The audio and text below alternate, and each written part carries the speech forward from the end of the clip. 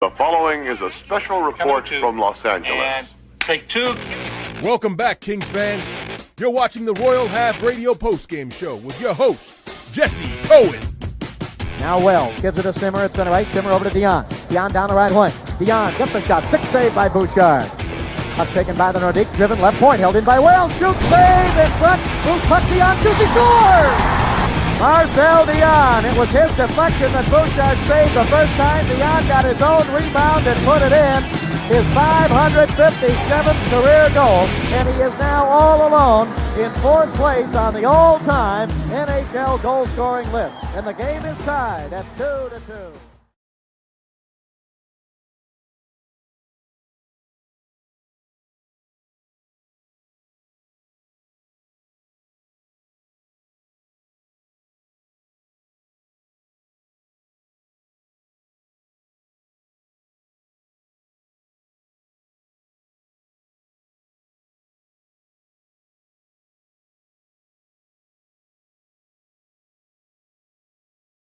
I don't know if you guys can hear me right now. My laptop told me my internet died right as the stream started. So I don't know what happened there. There's obviously some sort of 30-second delay. So hopefully you guys catch me when I come back into this. I'm not even mad. I'm just disappointed. I'm just like, I don't even know what that was.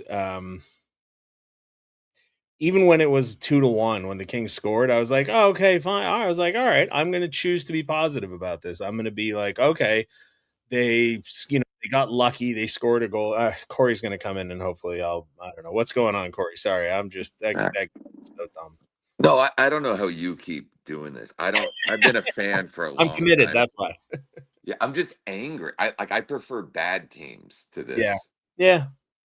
And I don't like, dude, Quentin Byfield. I don't know.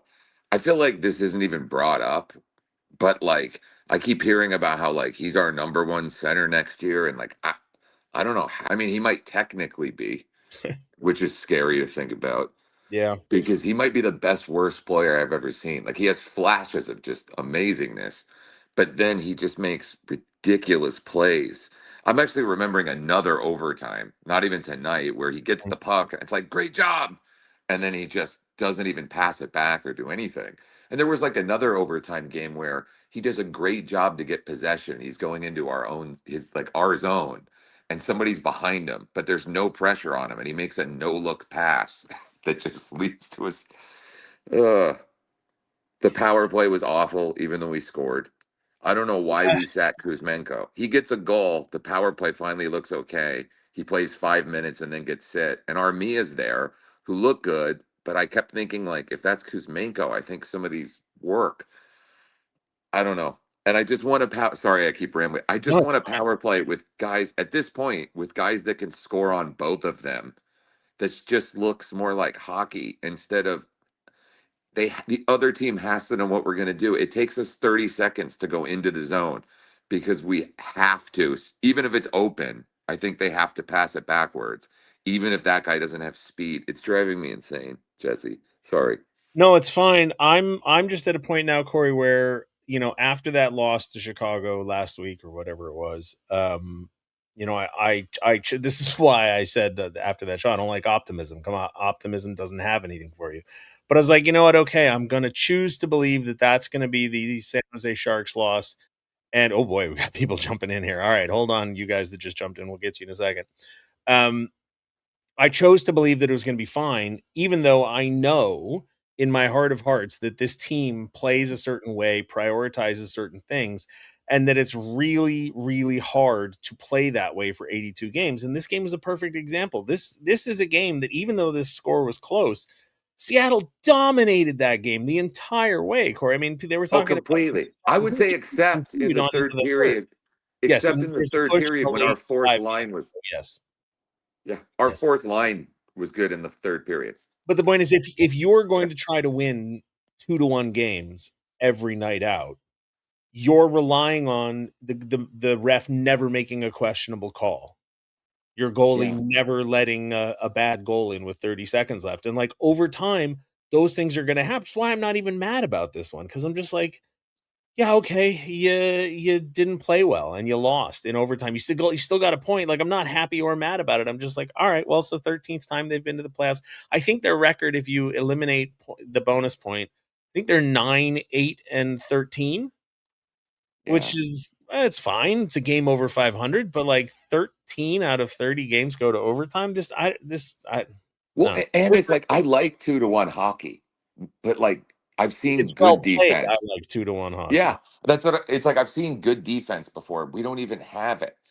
Leferrier was amazing tonight, but like he was making great plays because we were playing terrible defense. He was just Yeah. cleaning up mistakes. It's not fun to watch. Like I like one to No. one. Everyone's intense, but that's not this. Were All you right, bored sorry. tonight? Because I was bored, and I've realized that a lot of times when I'm watching the games, I find myself bored, and then I talk to other people, and they go, "Oh no, I thought that was an exciting game." So I don't know if it's Oh, me or whatever, but were you bored? I was. completely bored. My I just got a marriage license today, and my fiance Congratulations. like woke up. It's 1 in the morning, so I always wake her up because I watch it with my headphones, and Uh, then she's like, "Shut up!" And she noticed not doing that tonight because I oh didn't even cheer for goals, and she was like, "Hey, no. were you not watching the game?" And I was like, "No, I was. It was just bad. I probably should have gone to bed." But All right. Well, as long thanks, as I'm Jess. not crazy, because I Yeah. mean, all right. Thank you, Corey. I appreciate it, and No, no, you're not crazy, man. Mazel tov on the marriage license. Yeah, So I'm gonna get. We've got two people waiting, so I'm gonna hop off. Corey, gotcha. appreciate it. Build for LA. We're gonna go to you in just a second. Yeah, this game to me was just boring, and I just felt like the Kings were lucky to be in it. They were lucky to have a lead, and then when they lost the lead in the final minutes, I was just like, yeah, all right, I guess. And then they lost in overtime. I was like, okay, I guess. And to me, that's like the most damn thing I can do. I'm just like, all right, they lost, whatever. Anyway, build for LA. Oh, what happened? Build for LA lost, left. All right, we'll come back, but we're gonna go to Noah now. What's going on, Noah? Hey, Jesse, can you hear me? Yes, I can. Okay, I don't really know. I need you to tell me if I'm crazy or not, because I'm like just like other people on the East Coast, 1 a.m. here, Mm-hmm. and I have a law school exam in the morning. But all I wanted to do was Dr. G. stay up and watch an LA Kings victory tonight. Yeah, And for the I think for half the games this season, Jesse, I have just been bored, yeah. bored. So much so that when I come home for Christmas break. I don't even want. Do I really want to go spend money to see this team play live? I mean, it's insane. Every game, it just seems like it's tight checking, if you want to call it that, but it's just boring hockey. And then you're just sitting there watching it, and you're like, well, nothing's going on here. And then we're banking on maybe getting a late power play, which we did. We finally scored on. But then you're also taking a gamble against the late penalty kill, and he did it twice tonight and it ends up hurting you. But yeah, it's just I'm over it. I'm over the boring. I'm over I'm over it all right now, Jesse. Yeah, well, I think we said it earlier in the season, if you're gonna be boring, you have to win, right? Right. Like, people can say whatever they want about 2012 or 2014. You go like, "All right, but they won, and it was fantastic." Yeah. Right? I don't care Yeah. about whether or not a game was boring. You go up 3-0, 4 series in a row. But right now, this season, yeah, it's not fun, and they're not. And the problem is they're not winning. They're not losing. They're going to overtime 13 out of 30 times. Yeah, it's Yeah. tough. I don't Let, listen. let, I let me appreciate let me ask you that. Let me ask you this, Jesse, yeah. because you hear a lot from the team and the coaches. They say we know how we have to play, or like the certain type of style we have to play to win games. And I get what they're saying there. But this team, they have talent. They have the ability to score goals. You see it in the Chicago game; they put up 6. They don't have to play these 2-1, 3-2 games to win hockey games. I don't understand this mindset where we have to check for our chances. We have to play this 2-1 style. We've seen them score. We have Kempe, we have Fiala, we have Clark, we have Byfield. I know he hasn't gotten going yet, but we have these guys who have the skill and the talent to score goals. And I don't know. I don't. It seems like it's a philosophy issue at this point because it's not a talent issue in my mind. No, it is. You're 100% correct. It is definitely an organizational philosophy, and that's why I've said repeatedly over the last couple of years, like, this team is not shy. And when I say team, I mean organization. They are not shy about telling you what they prioritize, what they believe in, and what they're going to aim for. Right? Jim Hiller name dropped Jacques Lemaire as his mentor half a dozen times in the first 3 months he was the head coach. Like, there shouldn't be any surprise, but Yeah, when they score 10 goals in 2 games and then they struggle to score 2 goals in 1 game, it is shocking. There was a fan, his name's Brad, if he's watching, I doubt he is, but he once had a write-up that I thought was really, really clever about Anze Kopitar. And what he said was one of the things that makes Anze Kopitar such an effective defensive player is that he always maintains a pessimistic body position on the ice. And what he meant by that was Anze Kopitar always plays with the thought in the back of his head, what if this goes wrong? Right? What if I need to cover back? And unfortunately for every other hockey player that's ever played for the LA Kings, they're not as good as Anze Kopitar is. Right. So if you commit to that pessimistic mindset, if I have to play as if things might go wrong any second, you're not good enough to go out there and generate 70 points anyway. Right? Like that's what makes Kopitar a Hall of Famer, is that he can be that good defensively. He can be that committed to that mindset and still go out there and put up points. And as we've seen in his career on the power play, even though, yeah, he's the one getting the points on the power play has never been particularly good because it is a philosophy. They don't play that way. Wiseman says, I am tired of this group of Kings. I'm not sure that I'm tired of them, but I'm just like, I'm bored and I hate being bored. You know, that's it's just boring. It's just boring, Jesse. And it's really, it's disheartening. I mean, what I do wonder though, is you hear it a lot with teams who go deep in the playoffs a lot, and you hear it about the Oilers a lot too, where it's like they know when to turn it on, they know when they need to start playing, and it's like that could potentially be what's going on here. The Kings just, get to game 83, but at the same time, it's like you got to get there. Like this team has to get there. Like this team can't afford to turn it like the Oilers can when they have McDavid and Draisaitl. This team has to get to the 95, 97 point range. They can't afford to keep getting these loser points all season like this. It's not going to work out for them. It's going to be, I forget it was 2015 when they missed the playoffs. They had 20 overtime or shootout losses. I can't remember what year it was, but we're going to see that again if they don't wake up here pretty soon. So I agree with you. It's just been boring. Even if they crawl their way into the playoffs, Noah. Yeah, who are they beating? Does any of us believe that they're not going to be exhausted by the process? Yeah. Well, not only that. I mean, Jesse, do you believe that this team's beating Edmonton in a 7-game series right now? Only because I'm not sure what Edmonton is, but I'm not even sure they would wind up playing like right now. They'd be playing Vegas, and they lose to Vegas. They lose to Vegas. I think they lose to Anaheim too if Anaheim gets in. I don't disagree. Yeah. So yeah. Anyway, no, I appreciate it. Listen, I'm gonna let you go because you got to go study for your test. Thanks for joining us, Jesse. Ethan, hold on. We're gonna go back to Built for LA. He was there first, and he dropped off. Built for LA, what's going on? Hey Jesse, how you doing, man? Good. Thank you for coming back. No, so I lagged out and I was like, damn it. But stuff happens. Yeah. Oh boy. Where do we even start? I mean, I gotta tell you, from the get-go, Seattle was the better team tonight. I mean, I thought we were extremely fortunate to even be up at one point. Absolutely. But then when the tripping call was made against Forsberg, I was like, oh, well, there we go. Overtime it is. I knew from the get-go that it was going to be a goal. It's just the way it was. But I'm just wondering, when are we going to start to see some consistency out of this offense? Because, I mean, we go from 10 goals in 2 games that looked like a very, very good LA Kings team. And then you go into tonight and it was just the exact opposite. There was little to no offense at all. And now that I think about it, every goal that was scored tonight was on special teams. There was not one 5-on-5 goal. Yep. Yeah, no, I realized that when I knew that obviously Seattle scored 3 power play goals, and I heard Alex Fowles confirm it, and I thought, okay, the Kings scored the shorthanded goal, and yeah, I mean, it was just, yeah. Yeah, 100%. And it's these games hurt, don't get me wrong. I mean, I would be a lot more upset if the Kings had a lead and like a big time lead from the get-go and lost this game. A point's a point, but at the end of the day, we've been saying that all season long. 13 overtime games, most in the league. That takes a mental toll on us fans. But another wasted performance. I mean, Laferriere, my goodness, what a game for him. Yeah. Now he's been playing really well. He's been playing really well. And frankly, I can't remember who it was that called in and brought it up multiple times over the last few games. But yeah, taking him off the line with Fiala and Byfield. Oh, 100%. It opens him up. That line. But I don't know.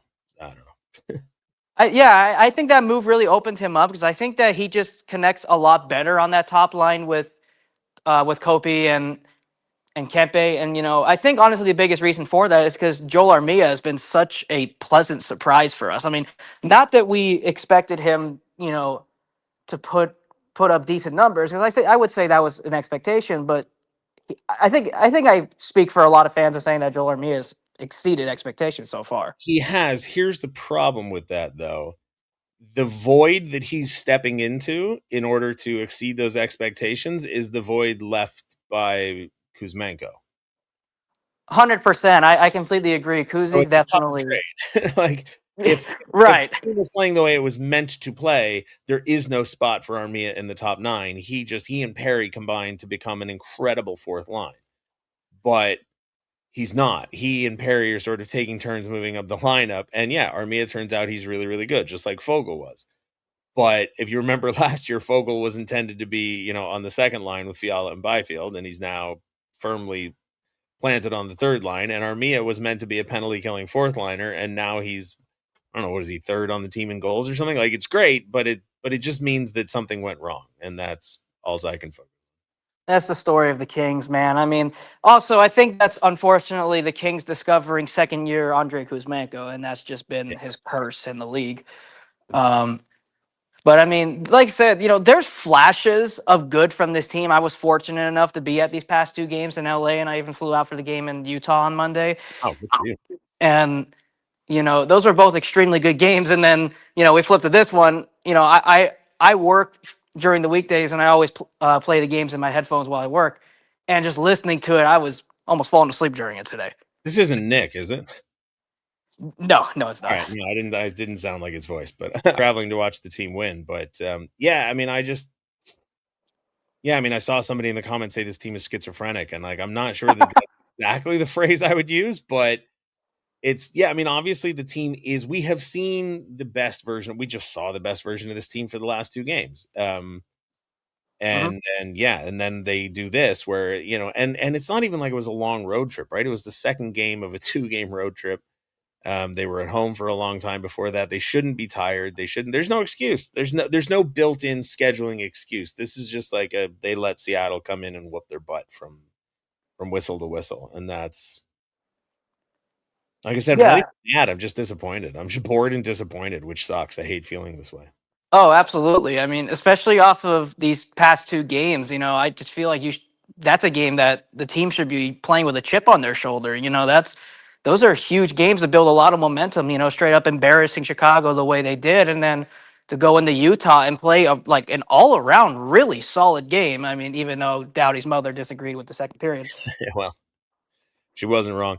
Listen, thank you for joining me. Appreciate it. We got more people in the backstage, so I'm going to hop to them really quickly. But thank you. Absolutely. Thanks for having me. Good for you. All right. Talk to you soon. Ethan, what is going on, Ethan?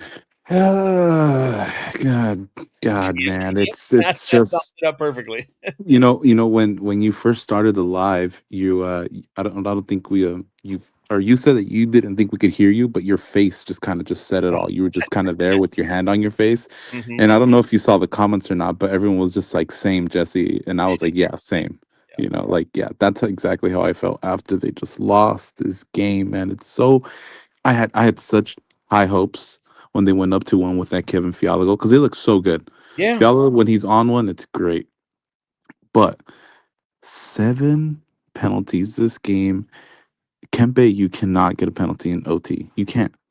You just can't. And then, 7 penalties called during the game. It just, they killed them all except the overtime goal except the one that matters. Yeah. You know what? It's funny. This is one of those games where I'm going to, I didn't think the refereeing was fantastic. I had some questions about some of the calls, but you can't play the game that, like, you can't let the refs dictate the game. No. And I think it was only score 2 goals. You just can't only score 1 goal and then luck out on one late. Like, you can't. 2-1 games are I think we're just so used to them now, but it's just so frustrating, man. This team is so frustrating, and I get my hopes up because they have like the past 2 callers have said, like, they're so talented, right? They have these flashes of just brilliance, like Kevin Fiala's goal today. Like that power play looked awesome when he just came in. Like it looked so fast, and they, you know, and it was beautiful. And then after that, it's just gone. It dismantles, just like how they did in the playoffs last year Yeah. when they Yeah. went up, and then it just goes away. But like again, someone like how someone said earlier, it's the philosophy of the team. This is how they want to play, and I always reiterate this. People get so upset. They're like, why does Jim Hiller have a job still? Because the Kings. How does Jim Hiller have a job and Pete DeBoer doesn't? Like, well, I mean, come on. The f- the Kings have a philosophy, and that's how they want to play, and that's how Jim Hiller coaches. That's it. That's just how it's gonna be. And until I don't know, the team like implodes, I guess, Jim Hiller's still gonna have a job. And I think that and even if that happens, I think they'll just, ride him out until it's over, until the season's over. Well, I mean, one of the things I find the debate over whether or not Whether the or not they'll should move to a 3-2-1 point system, 3 wins for regulation, blah, blah, blah, all that. I find that conversation to be really boring. I get mad when I see people talking about it because I don't think people have thought it through all the way. But one of the things I will say is that the current system, the way it is, whether you want to call it the loser point or the bonus point or whatever, especially in a year like this, it does help create at least for now, a false sense of parity. And so you look at, I mean, Hmm. the real reason that nobody's getting fired right now, I suspect, is you look at the standings. And I mean, I've been obsessed with this for a week now, but It's close. the gap between first place and fifth place Yeah. is 11 points. The gap between fifth place and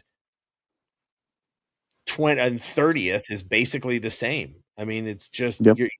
if the Kings had won this game, they'd have one extra point, which would move them to, into the top 10 in the league and, within spitting distance of top 5 in the league. And so, this isn't a terrible team. Like, and that's It's the problem, there's that expression, don't let perfect be the enemy of good. And I feel like that's kind of the official philosophy of this club right now is do let perfect be the enemy of good. Like team could be better, but let's just try and maintain this perfect defensive philosophy. I don't know. I don't know. Yeah, that's how they want to play, and that's how it's gonna be. And then it's boring. It's boring hockey, but that's just how they play, man. And that's just LA hockey for you, that what else are they gonna do? They can't just completely derail this philosophy that they have, and then just be like, all right, we're gonna play like, I don't know, the Avs or whatever. Well, they don't really have the tools for that. I don't think. You know, they don't. There's no way. There's just I don't know. I don't know. This I'm team with makes me just feel insane you. sometimes. I feel bad for everybody because, like, at least after that Chicago game, we were all mad, right? Tonight, I feel like everybody's just sort of like, ah, Everyone's 50-50. it's just like, what? Thanks, Jesse. Thanks, Jesse, for Anyway, hosting thanks for this, jumping man, on. and Yeah, letting us get it out of our system, because I don't think there's nowhere else to talk about it. well, it's my pleasure. I enjoy doing it, even if I don't enjoy thinking about it. Appreciate you, Ethan. We're going to jump on to Jacob here right now. Thanks, Thank you. Jesse. All right, Jacob. Thank you for holding on and waiting. We're going to go to you right now. What's going on, Jacob? No problem, Jesse. I'm glad to hear. Well, it gives me some solace to hear that you're not very mad. I'll disagree. This game made me quite quite angry. I Okay. think it kind of perfectly encapsulates like the ceiling this team. Well, not necessarily the ceiling, but like it fully captures the form they're in right now, right? Mm, Or the approach that they're taking leads to this as the product, right? My first thought after Seattle tied it late wasn't like, oh wow, the Kings blew it. It was more about I cannot believe I have to be subjected to more time of this ugly, yeah. nasty, and it's infuriating. It really felt like, sure, 59 minutes and 30 seconds of the type of game they want to play, even on an off night, right? It's a B minus C plus game at best for them, but they had a lead late. They had the opponent had their goalie pulled, and I'm sure had they hung on for the last 20 seconds, the entire locker room would be raving about, oh, this is exactly how we like to play. This is what it's all about, right? And they've done Don't that. forget the posts they hit. Yeah, and it's like that's their frame of reference in terms of what they think is winning hockey. And you look around the league, and this is my first year with a ESPN Plus subscription. So, like the sicko I am, I'll watch a random hockey game on days Sure. where they don't play. And it's like watching a different sport. It's unreal. I don't know. This is precisely encapsulating everything that is, I think, limiting with the philosophy. And it really is just grinding my gears, particularly tonight. Well, I appreciate that. And I mean, I don't mean to say that I'm not angry at all. I just mean my predominant, like it's so, this is a weird story. I don't even know if it applies, but I'm going to try it anyway. I have two younger sisters. They're 19 and 27 years younger than me. And years ago, I was visiting my family, my dad out in South Carolina. And my youngest sister, actually, maybe this is before they moved. I don't, it doesn't matter. The youngest sister is about 5 or 6 years old. And I walk into the kitchen and because I was looking for a snack, and she steps out of the pantry very clearly with her mouth full of something.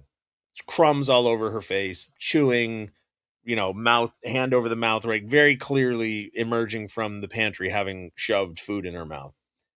And I asked her what she was eating more out of curiosity because I wanted a snack, not because I was trying to like catch her doing something she wasn't supposed to do or try to punish her or whatever. But because she's 6 years old, she freaked out and she started crying and said that it was nothing. And I found myself in a nanosecond being mad, not at her for eating something she wasn't supposed to eat, but mad because I was very clearly seeing something that happened. Wasn't mad at first, but that I was sort of being robbed of an earnest communication by a defensive reaction. So I realized, oh, she's sick, so I can't be mad. And so I was just like, okay, fine. You're not eating anything. Okay, fine, whatever. Like I said, I'm not entirely sure that story translates here, but that's how I feel about that game. It's like, okay, that game sucked. It was boring. It wasn't well played. And I don't, it wasn't fun. It wasn't great. There's nothing good about that game other than Anton Forsberg performance. And if anybody's going to try and tell me like, oh, well, they had a lead late in the game, or, oh, they, special teams, they scored on the power play or whatever. I'm just going to be like, okay, fine, whatever. Because I just don't have it in me to be mad. Like, I'm just disappointed, which is just a different version of mad. I don't know if any of that makes sense. I'm just at a loss for words tonight. I don't know. No, I understand the feeling. I have a little sibling as well, and they often feel like they're under their hands caught in the cookie jar, even if you're just genuinely interested in what they got going on. And it feels like I thought where you were going with the story is that anytime the Kings look like they're chasing for offense, they're like stuck deer in a headlight, right? Like it's the position that you're talking about with Kopitar where they're consistently on the defensive side of a puck battle. And for a player as generational as Kopitar, that's great, right? And he's made a career off of it, an incredible career off of doing that and turning that into checking for chances, which is, of course, is the tagline that everyone throws around. But for players that don't have the strength and IQ of a Kopitar, it's inherently limiting. If you're on the defensive side of the puck, you don't give yourself an opportunity to set up a scoring chance. And it's regularly the side that each player is on. And frankly, like, a little blasphemous, but this year's Kopitar on that side of the puck is not the Kopitar on, 5 years ago on that side of the puck. It's limiting. Yeah. And, somebody posted, they said, with Kuzmenko in the lineup, 10 goals, take him out tonight. The offense is non-existent. Not saying Kuzi's guarantees goals, but the team is different with him on the ice. It should be. Like, that should be a true statement. My fear is that it might not be a true statement. And my fear always this offseason, I've referenced it multiple times, Jacob, was that in order for this team to best what it did last year's ceiling, the post Kuzmenko acquisition version of this team had to be true. And regardless of how good we think this team is right now, it isn't that version of that team. Andrei Kuzmenko is not in the lineup every night. The power play isn't clicking at over 20%. The four lines aren't balanced perfectly. You know, one of the things I found really interesting about the end of last year is that when Rob Blake had that media availability after the trade deadline, he said, "This is what we're going to do. We're going to see Sammy Hellenius as the fourth line center. We're going to see Brant Clark and Joel Edmondson as a pair. We're gonna. Like, he very specifically prescribed what he wanted the team to do. And down the stretch, they did it. And it worked. The team clicked, the cylinders all hummed, and it looked like it was meant to be. This season, we don't have Hellenius in the lineup, and I don't even necessarily think that's a huge issue, but it just is it's different. We don't have Kuzmenko clicking with Kopitar and Kempe. The five forward penalty took entirely too long to abandon.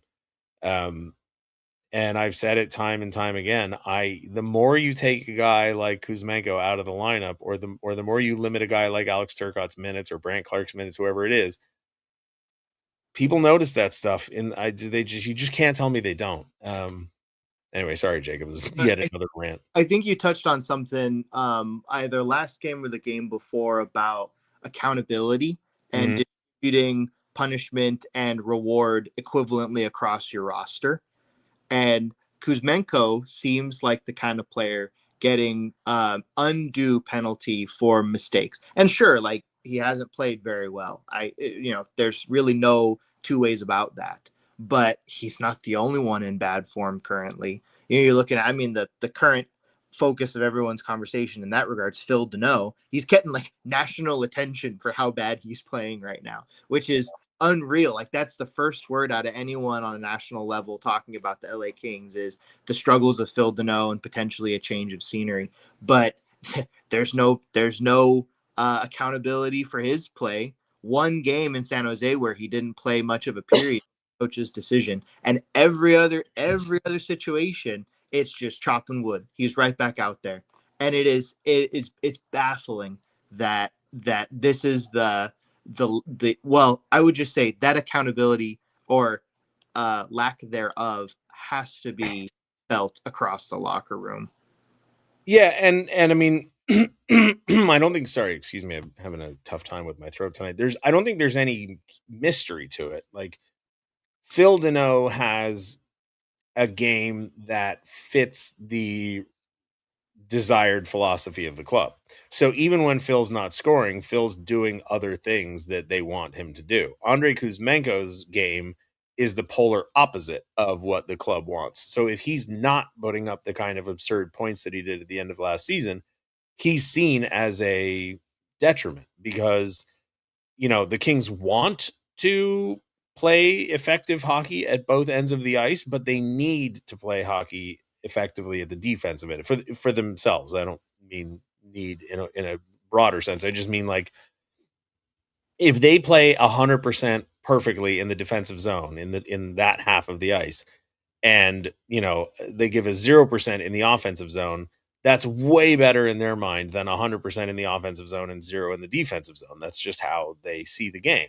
I think, I could be wrong, but I believe that's how they see the game. And so Kuzmenko and Deneau are the sort of individual versions of that dichotomy. Like, if Deneau doesn't score, well, he does other stuff, including winning faceoffs. Kuzmenko's a winger who doesn't win faceoffs and is perceived as a risky defense adverse player who makes mistakes, penalties, whatever, turnovers. Well, I don't even know what the knock on him is. What I find most fascinating is that they're willing to roll with the 5 forward power play for however many games it was, 20 something games, on the basis that it had such an incredible track run last year.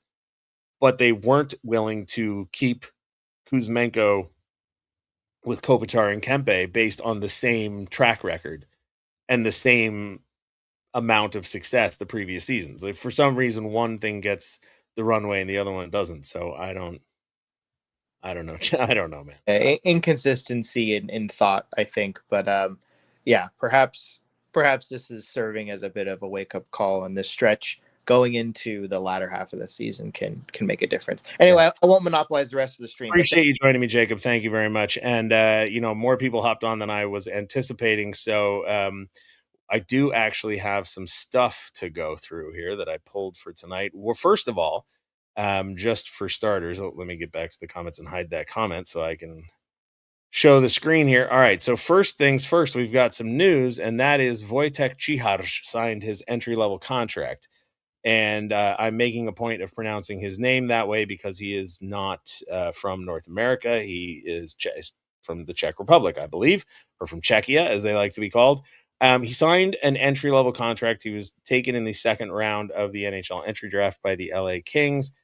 And I don't know. I just thought that was interesting, and I will call back to it in a little while because as a second-round draft pick taken in the 2025 NHL entry draft, most first and second rounders do sign entry-level contracts. So he signed his entry-level contract.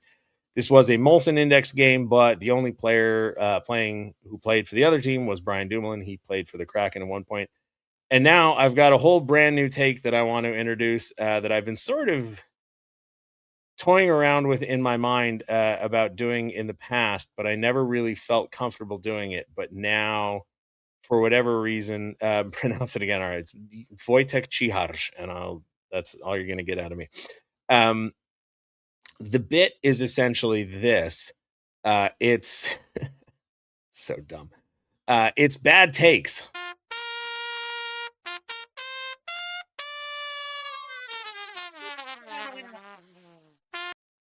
Now, the reason I'm doing that is that I consume entirely too much Kings fan media, and sometimes people have just phenomenally bad takes, and I want to point them out because they're just so bad they can't be ignored.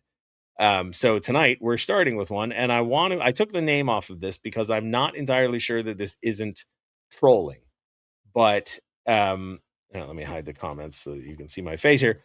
This tweet I noticed, and it popped up on Discord. It popped up on Hockey's Future. People saying that it had shown up on Facebook. This is the tweet. Don't be surprised if the Go Kings go try and make a move for Quinn Hughes. The Kings would receive Quinn Hughes. The Canucks would receive Phil Deneau, Jack Hughes, potential number 1C, Cody Ceci, Hughes replacement, Jeff Malott, elite prospect. 2026 third round pick. Now, again, it's entirely possible that this was trolling, and there's a number of different reasons that I think it's trolling. First of all, Jack Hughes, potential number 1 center, that's a stretch. 2, Cody Ceci is nobody's idea of a replacement for Quinn Hughes. Jeff Malott is not an elite prospect. I like Jeff Malott very much, and also a 2026 third round pick is not going to do it. But the real reason I'm putting this in there, and the real reason it caught my eye and it bothered me, trolling or not, and the real reason I was yelling at everybody today online to stop talking about it, is that Jack Hughes listed there, I can only assume they mean the Jack Hughes drafted by the LA Kings in the second round of the 2022 NHL entry draft, is that Jack Hughes doesn't belong to the LA Kings. That trade's never mind that it's a silly trade that Vancouver would laugh at and everybody can say, well, that's just absurd and silly and ha, ha, ha.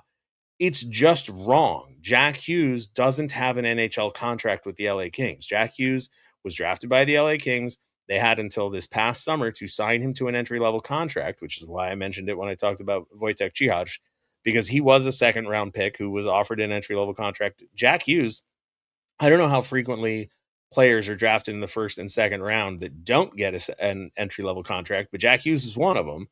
He then signed an AHL contract, so he is playing with the Ontario Reign, but he is not the property of the LA Kings. So even if this is a joke, it's a dumb joke. And if you want to take it seriously, fine, but don't, because it's impossible. Never mind the fact that it's absurd and silly and would never happen. It's not real. I said somewhere to somebody who clearly understood that it was a troll and they were joking, and I didn't realize they were joking, so shame on me. But I said, you might as well throw in a bag of unicorn horns to make the trade more fair, because it's not, it can't happen. So bad trolling out of the person who posted that, and shame on everybody who shared it. Shame on me for sharing it, I guess. But that's the bad take of the week for right now, is this one, because this kind of stuff drives me bonkers.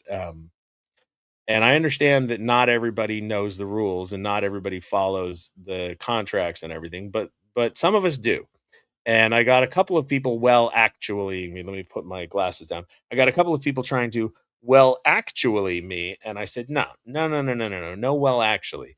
Jack Hughes is not property of the LA Kings. He's just not. And you should know this. So if this tweet isn't trolling, then this person deserves a slap on the wrist, 2 slaps on the wrist. 1 for an insane trade that doesn't make sense anyway, and 2 for a trade that's actually impossible. And if you want to get into why the trade is silly, we can. Vancouver trading within the division seems highly unlikely to me. Second of all, if Vancouver is going to trade something as valuable as Quinn Hughes, why would they trade for a bunch of things that keep them just as bad as they are right now? The only reason to trade Quinn Hughes is if you are convinced that your present is terrible and your future can only get better by acquiring future assets.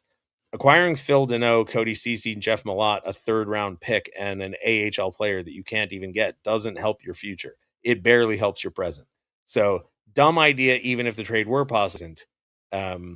So, dumb. No, bad. Shame on the person who tweeted this. Shame on the people who ran with it. All right, so I'm more mad about that than I am about the game. I did, however, want to play this one video. I wasn't going to play the video originally, but then that penalty late in the game just really annoyed me, and nobody can get mad like Steve Dangle. So here's Steve Dangle getting mad on my behalf. So it's the makeup call to the makeup call! Or how about this? Screw makeup calls. Enough of your game management nonsense. Call the game. Live with your mistakes. Once again, I repeat this every time to anyone who will listen. Tim Peel used to be a ref in the NHL. He's not anymore, and there's good reason for it. During his final season, a mic that he might have been wearing, I don't know, a mic somewhere picked up Tim Peel saying that he was looking to give a penalty to one of the teams. I think it was a game between Detroit and Nashville, and he said I was looking to give one to Nashville. He gave the game away. Now, that was the last game he ever officiated in the NHL. He wasn't fired. He just was disgraced because it was supposed to be the final season of his career. He was going to get this big send-off. He didn't get nothing except his final game because he was looking to give a penalty to someone because it got picked up on a hot mic by accident. Without that artifact, we do not know for certain with hard evidence that that's the way refs call games. Well, now we have that, and Garrett, Kelly, we know what you were doing. Horrendous. Or no, I guess Tim was the only guy who's ever done that, and he did it once, and it was that night, and it happened to be caught on microphone. All right, so there you go. Like I said, nobody can get mad like Steve Dangle. I don't have it in me tonight to be mad at the refs like that, but I did think when they called that penalty on Forsberg for tripping, which I thought was a stretch, especially at that point in the game with the score being what it was, I immediately thought, oh, come on. Like, what? Can't we all just go home? Do we really, like, whatever we're looking to protect here, is that really covered by it? So I didn't think too much of the officiating in this game, but I also didn't think too much of how either team, well, actually, that's not true. I think Seattle played pretty well, but I didn't think very much of how the Kings played. I haven't yet heard or seen any comments from Jim Hiller, but I'd be very curious to see what he has to say about it. Because I can't imagine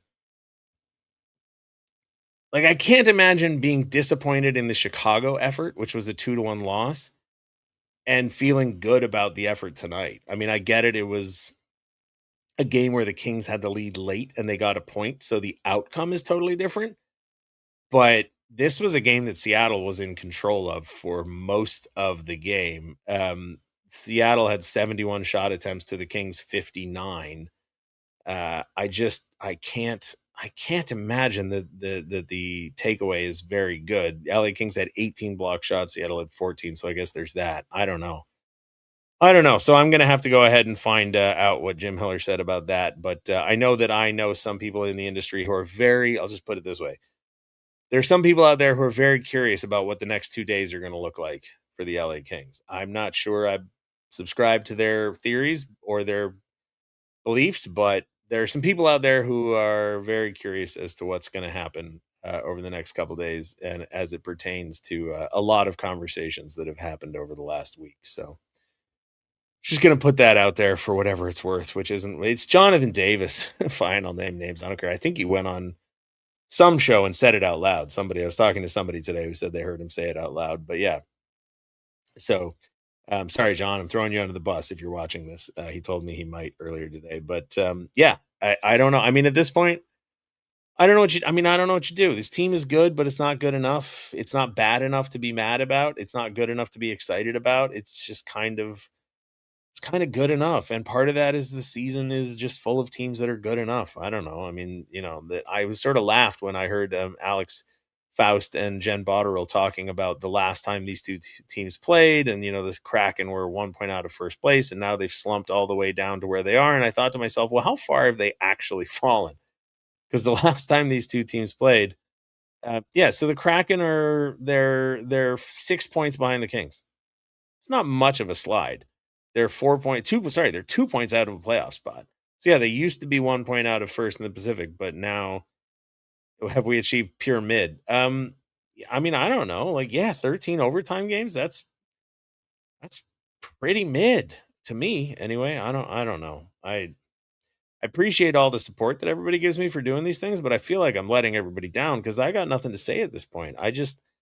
Team's better than they're playing, and I don't know why in a game like this where you have a chance after that Chicago game, you come out, you dummy Chicago 6-0 the next game, then you have that game against Utah, you win 4-2, you're on a roll 2 games in a row, you have a chance to make a statement, you come in this game, and it's not even that they lost, it's that they were never in control of this game. I never felt like, oh, this is the team I watched for the last 2 games, which means they just weren't up for it at some level. And that's disappointing to me. Like, how can you not? I don't know. How can you not? Why are you not? What does that say about who you think you are, about who you're prepared to be?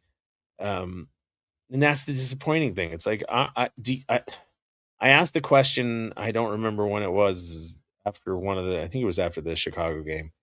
I just said, is it possible that the ability to come back in all those games early gave this team a false sense of security? And the response I got was yeah, anything's possible. And I was like, well, no, I'm pretty sure that's what it is. I mean, I don't have any other option at this point to believe that. I want to believe it's something different. I want to believe that this team isn't lazy and isn't complacent and isn't entitled and isn't just sort of mailing it in. Then I watch a game like that and I go well, I don't know, man. It was boring. It felt lazy, complacent, and entitled. It felt like just by virtue of being quote unquote better than them. And that's a recipe for losing. Anyway, I'm gonna wrap it up because I don't feel good still. I've talked to a lot of people who've got whatever this cold is. I hope none of you are dealing with it. It's not fun. Actually, before I do, I lied. I'm going to do one final thing because this was bugging me all week, and then I went ahead. I talked about it last game about the jerseys, the Utah jerseys. I'm just going to show you what I was talking about because I'm in a mood, and you guys have to deal with it, or you don't. You can, whatever. Anyway, this is what I was talking about. This is the Utah Mammoth jersey, and that's what it looks like with the extra stripe. Just put the extra stripe on. What is so different about not having that third stripe? Does it matter? No. Did I lose any sleep over it? No, but it obviously bothers me enough that I made a crappy Photoshop with the third stripe put on. I don't know if you guys can even see the differences. I'm toggling back and forth between them, but just put the third stripe on the damn jersey. Just do it. I don't know what, just do it. And Kings, just when you have a 2-1 lead with minutes left in the game, just win, just kill the penalties, just win. Anyway, guys, I'm tired. Add the stripe. You're right. All right. We're going to be coming back Saturday night. Kings play the Calgary Flames at home. And we'll keep doing this. I have a doctor's appointment tomorrow, so I'm not sure when the team comes home. I'm not sure what the practice schedule is yet, but not if there is a practice and if I can make it, I will go. There will be a post-practice show. So, just keep your eyes and ears peeled, Kings fans, and we're going to keep doing these. And as always, I appreciate you joining.